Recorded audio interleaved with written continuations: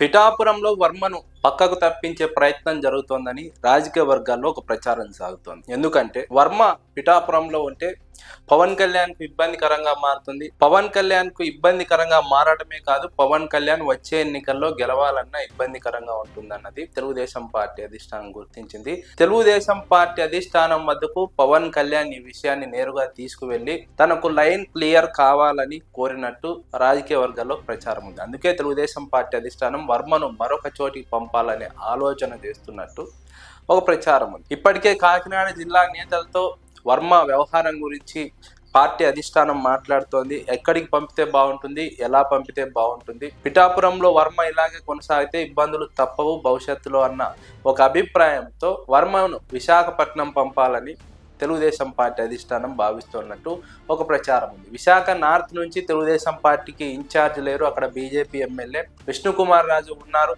ఈ నేపథ్యంలో అక్కడికి పంపడం ద్వారా పిఠాపురంలో ప్రస్తుతం సమస్యలు లేకుండా చేయవచ్చు. అదే సమయంలో అక్కడ ఇన్ఛార్జ్ కూడా లేరు కాబట్టి బీజేపీతో ఎలాంటి ఇబ్బంది ఉండదు.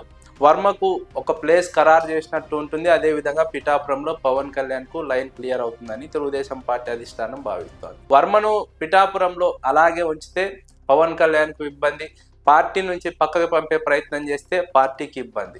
కాబట్టి వర్మను అలాగే ఉంచకుండా పార్టీ నుంచి బయటకు పంపకుండా విశాఖకు పంపడం ద్వారా బెటర్ అని తెలుగుదేశం పార్టీ అధిష్టానం భావిస్తున్నట్టు తెలుస్తోంది. అయితే ఇప్పుడు వర్మను తెలుగుదేశం పార్టీ విశాఖకు పంపితే పిఠాపురంలో తెలుగుదేశం పార్టీ పరిస్థితి ఏంటి? పవన్ కళ్యాణ్ పూర్తిగా తెలుగుదేశం పార్టీని మింగేసే ప్రమాదం ఉందన్న వాదన కూడా ఉంది. మళ్ళీ ఒకవేళ పవన్ కళ్యాణ్ తెలుగుదేశం పార్టీ పొత్తు లేకుండా విడివిడిగా పోటీ చేసినప్పుడు తెలుగుదేశం పార్టీ అక్కడ పోటీ చేయలేనటువంటి ఒక పరిస్థితి ఏర్పడుతుంది. అక్కడ క్యాడర్ను మొత్తం కోల్పోవాల్సి వస్తుంది.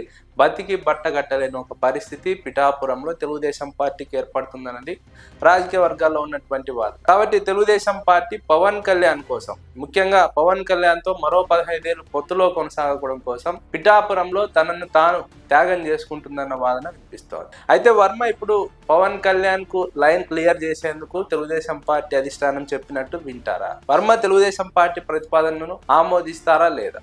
ఇది రాజకీయ వర్గాల్లో జరుగుతున్నటువంటి చర్చ. వర్మకు ఎమ్మెల్సీ ఇస్తామన్నారు, కానీ మరో పవర్ సెంటర్ గా పిఠాపురంలో మారుతారని. వర్మకు ఎమ్మెల్సీ కాదు కదా, పార్టీలోనే పూర్తిగా ఆయన ప్రాధాన్యతను తగ్గించడం జరిగింది. కానీ పిఠాపురంలో వర్మను కాదని ఏమీ చేయలేరు కాబట్టి 2014లో వర్మ ఇండిపెండెంట్ గా పోటీ చేసి గెలిచిన చరిత్ర ఉంది కాబట్టి వర్మను అక్కడ ఏం చేయలేరు. వర్మను ఏమీ చేయలేని ఒక పరిస్థితిలోనే వర్మను పిఠాపురం నుంచి విశాఖకు పంపాలని నిర్ణయం తీసుకున్నట్టు తెలుస్తోంది. విశాఖ టీడీపీ నేతలతోనూ కాకినాడ టీడీపీ నేతలతో కూడా తెలుగుదేశం పార్టీ అధిష్టానం చర్చలు జరుపుతోంది. వర్మను కాకినాడలో ఉంచితే ఎలా ఉంటుంది, విశాఖకు పంపితే ఎలా ఉంటుంది, ఈ రెండు పరిణామాలను బేరీజ్ వేసుకొని ఏది బెటర్ అనుకుంటే ఆ నిర్ణయం తీసుకునే దిశగా తెలుగుదేశం పార్టీ అధిష్టానం ఉంది. మోస్ట్లీ వర్మను విశాఖకు పంపే అవకాశాలు ఎక్కువగా ఉన్నాయి.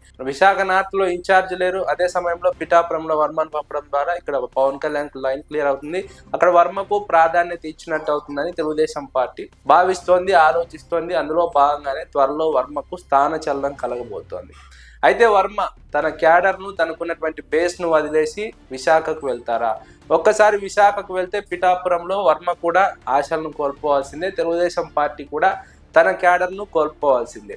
ఈ నేపథ్యంలో వర్మ ఈ ప్రతిపాదనకు అంగీకరిస్తారా లేదా అన్నది ప్రస్తుతం జరుగుతున్నటువంటి చర్చ. వర్మ అంగీకరిస్తే వర్మకు ఖచ్చితంగా అది ఇబ్బందికర అంశంగా మారుతుంది. రాజకీయంగా వర్మకు దెబ్బ పడుతుంది, ఉనికి లేకుండా పోతుంది పిఠాపురంలో. అటు తెలుగుదేశం పార్టీకి కూడా పవన్ కళ్యాణ్ వల్ల ఇబ్బంది కలుగుతుంది, తెలుగుదేశం పార్టీ ఉనికి పిఠాపురంలో లేకుండా పోతుందన్నది ప్రధానంగా జరుగుతున్నటువంటి చర్చ.